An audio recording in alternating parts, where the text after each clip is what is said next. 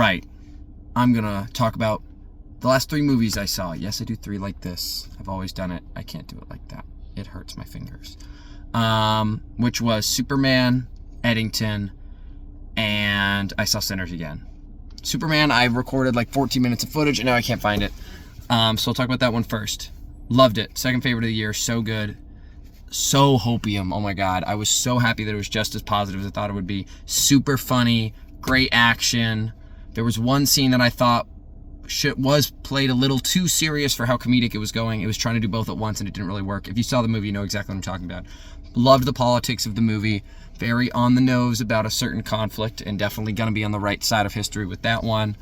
Fun action. The action was definitely the weakest part. There was a couple great fights. This one scene with Crypto was awesome. Anytime he was fighting was excellent. And the action with Mr. Terrific was great, but Superman just wasn't given a lot of great action sequences.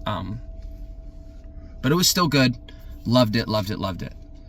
Eddington, also really enjoyed it.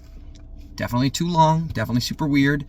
It's a movie that feels like 2 parts. It's a lot like Sinners, where very serious, very slow character study for the first hour and a half, and then goes batshit. I liked the first part more, which some people agree with, some people don't. I understand either way. Definitely changes up the tone and the feel of the movie at the end with the more comedic stuff. I thought the dark humor was hilarious. Definitely the funniest movie of the year. Every joke got something out of me, and it really helped that the audience I was with was super receptive too. Usually you don't get a lot of audience involvement or like energy, but people were going crazy for this movie, and there was somebody who screamed, "What the fuck am I watching?" And we all started laughing. Very, very funny. What else about it? Political, very obviously political, like the most overt political statements of any film this year, and I thought it was really interesting.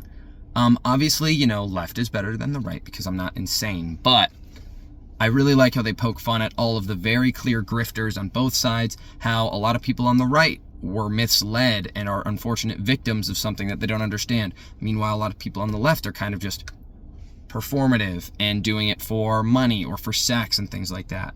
I thought all the characters were super interesting. Yeah, I will definitely watch it again. Not in theaters, but I'll definitely be seeing it again. I really enjoyed it.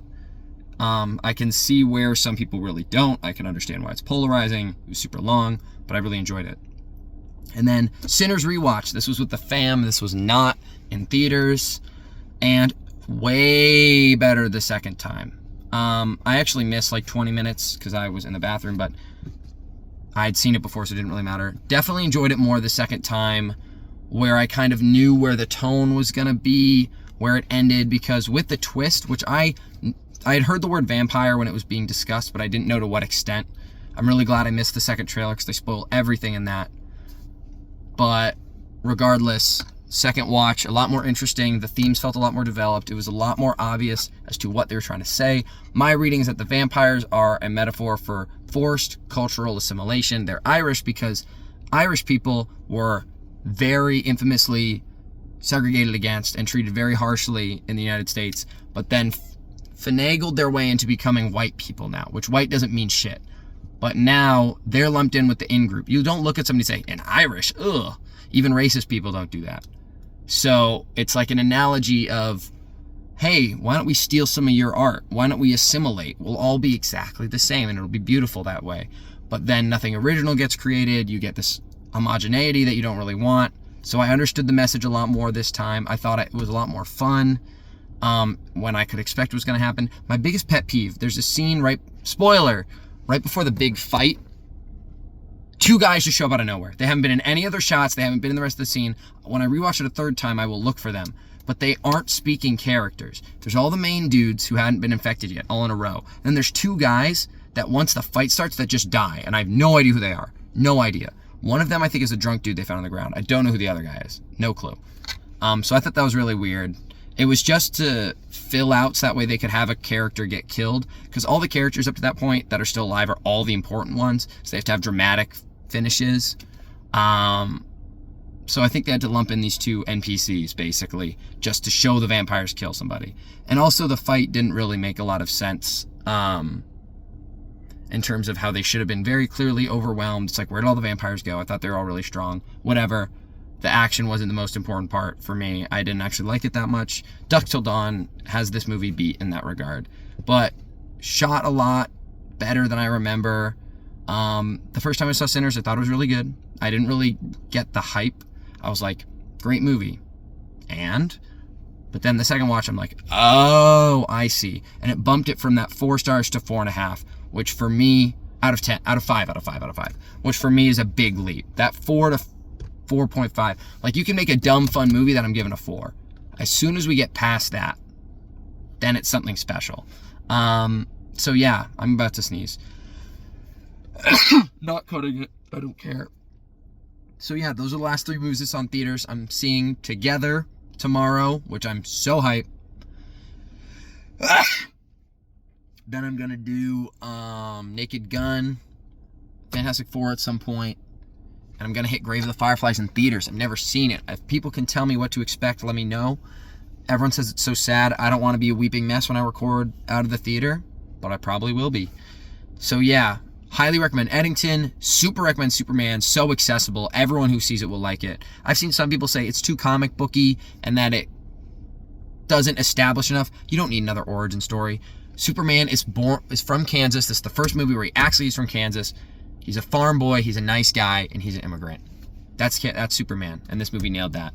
And you don't really need another backstory. Everything else they tell you.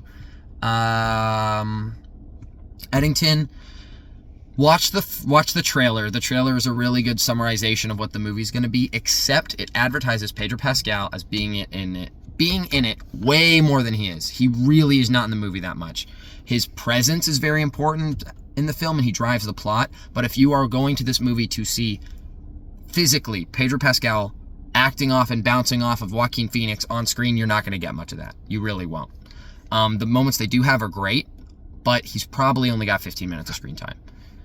His son has probably more. So that's for Eddington. And then Sinners, if you haven't seen it, just see it. It's really good. It's really good. If you don't like it, I think there's actually kind of something with you, because there's something in this movie for everybody. If you don't love it, I totally get it. It's not one of those movies where I'm like, how the hell did you not give it 10 out of 10? I get it. I get why people don't like it as much. But if you give this thing anything below a 6 out of 10, I actually don't know what you're smoking. Same thing for Superman. If you give that movie a 6 or below, it's probably because you're like a disheveled mom who's cranky all the time. Or you're a bigot. I don't know. But that's my rapid fire quick 3. Hype for Together. I'll have a video for that for sure. Praying it's good. This is my most anticipated movie, aside from Superman, of the whole year. So I'm really hoping it kills it. Also, if anyone's seen Sorry Baby, let me know, and let me know where, because I really want to see it. I've only read the description and seen the reviews are great, and barely any of the description, actually, just a little blurb on the movie theater apps. But it's not showing anywhere near me, and I don't want to drive 60 miles. So let me know if you've seen it. Let me know how it is. And yeah, peace.